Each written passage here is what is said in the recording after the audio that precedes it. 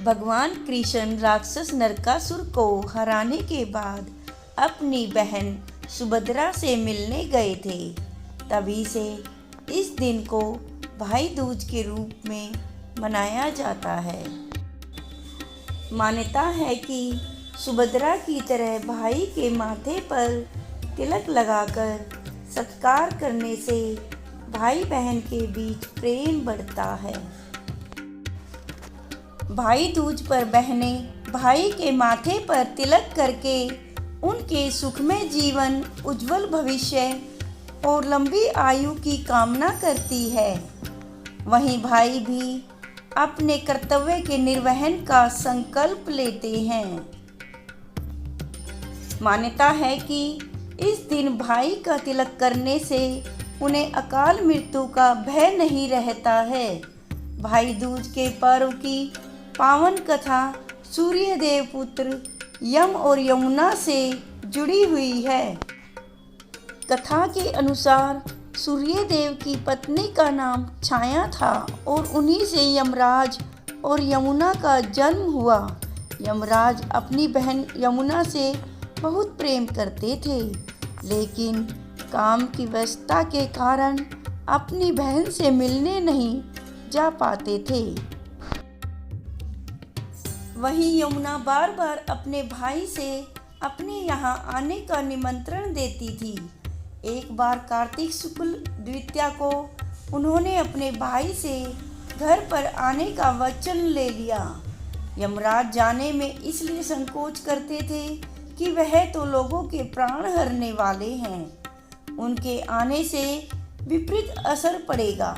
किंतु इस बार बहन यमुना की बात को नहीं टाल सके, क्योंकि वचन दे चुके थे।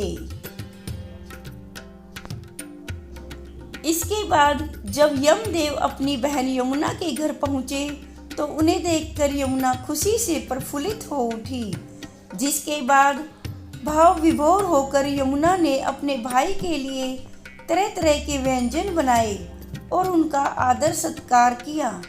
और अपने प्रति बहन का इतना प्रेम देखकर यमराज को अत्यंत प्रसन्नता हुई और उन्होंने यमुना को खूब सारी भेंट दी।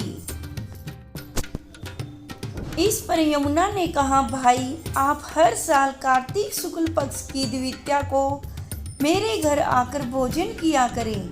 यमराज ने भी उन्हें तथास्तु कहते हुए रत्न, वस्त्र आदि ढेर सारे उपहार भेंट में दिए।